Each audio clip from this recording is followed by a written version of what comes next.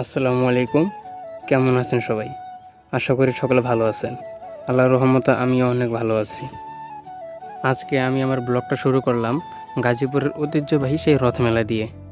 এই মেলাটি শুরু হয় প্রত্যেক বছরেই জুন থেকে জুলাই মাসের মধ্যে।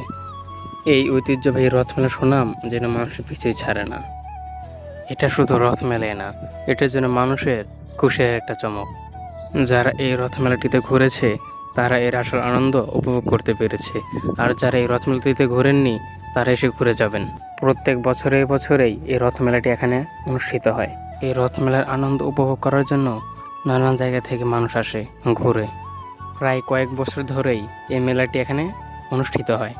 সকাল থেকে দুপুর যেমন তেমন, বিকেল থেকে রাত পর্যন্ত এখানে যেমন মানুষের ঢল নেমে আসে। এখন যে বাচ্চাটিকে দেখেছেন এটা হলো আমার ভাইস্তা, নাম মেহেদী হাসান মোয়াজ।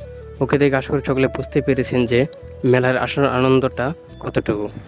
তো আর কথা বাড়াবো না, সবাই চলুন মেলাটা ঘুরে দেখা যাক।